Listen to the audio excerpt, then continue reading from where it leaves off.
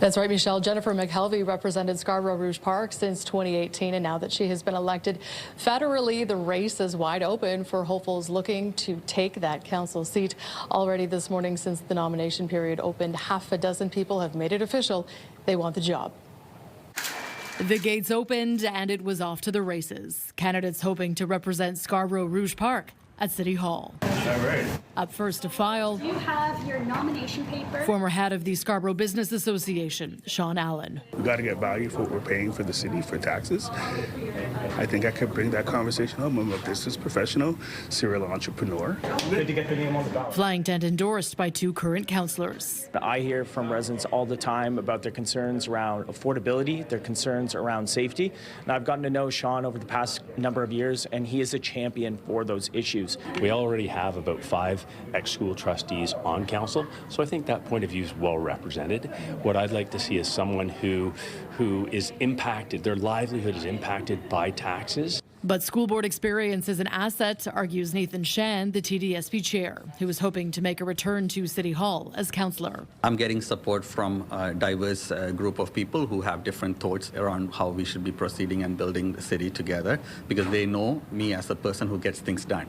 Anus Riskin-Daraja, who is also a TDSB trustee for Scarborough, putting her name forward for council. There's a sense amongst people that the city is changing at a rate that we haven't seen in my lifetime growing up here, but people feel that change is being imposed on them as opposed to them driving that change. And so I think the focus would be making sure that people feel local democracy is working for them. Riskin-Daraja worked with her husband Parthy Candival for years on the school board. He is now a sitting councillor for Scarborough Southwest. I think the experience we bring and the reforms and changes we made at the TDSB while we're on the board, I think will inform and help the need to address some of the gaps and opportunities that exist for Scarborough at City Council.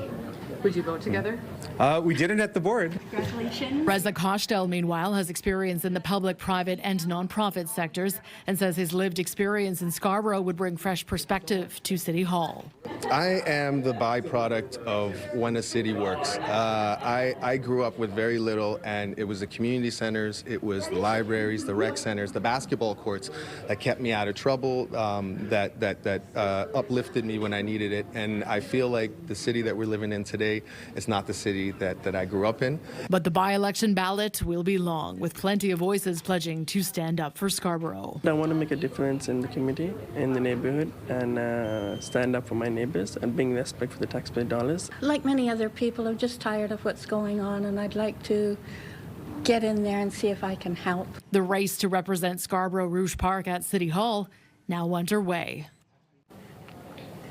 And by-election voting day is set for Monday, September 29th. Of course, the next general municipal election is in October 2026, so there will only be about a year left in the term for whoever successfully wins the seat for Scarborough-Rouge Park. Reporting live at City Hall, I'm Natalie Johnson. Lindsay, over to you.